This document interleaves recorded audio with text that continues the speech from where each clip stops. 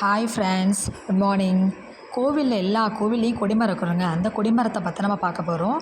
கொடிமர function அமிர்தநாராயண Perumal கோயிலில் last Sunday நல்லா கிராண்டாக நடந்துச்சுங்க. ஸோ எல்லா கோவிலில் இருக்கிற கொடிமரத்தை நம்ம வணங்கிட்டு தான் உள்ளே போகணும். அது ஏன்னு நம்ம இந்த வீடியோவில் பார்க்க போகிறோம். எல்லா கோவில்லையும் இருக்கிற கோபுரத்தில் கலசம் இருக்கும்லங்க, அந்த கலசம் தான் சுற்றிலும் இருக்கிற எல்லா பாசிட்டிவ் வைப்பையுமே அட்ராக்ட் பண்ணுவாங்க. அந்த பாசிட்டிவ் வைப் அட்ராக்ட் பண்ணி கருவறைக்கு அனுப்புமாங்க. கருவறையிலேருந்து வர பாசிட்டிவ் வைப்பு கோயிலை சுற்றிலும் பரவுமாங்க.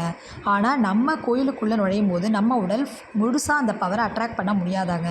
ஸோ அந்த கலசம் தான், அந்த கொடிமரம் தான் அந்த பாசிட்டிவ் வைப்பை ஃபுல்லாக அட்ராக்ட் பண்ணி நமக்கு கொடுக்குதாங்க.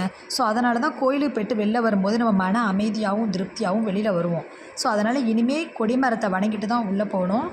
இதை மறந்துடாதீங்க. கொடிமரத்தை வணங்குவோம். ரொம்ப ஹாப்பியாக பாசிட்டிவ் வைப்போடு இருப்போம். இந்த வீடியோ பிடிச்சிருந்தா சப்ஸ்கிரைப் பண்ணுங்கள், லைக் பண்ணுங்கள், ஷேர் பண்ணுங்கள், பெல் ஐகானை கிளிக் பண்ணுங்கள்.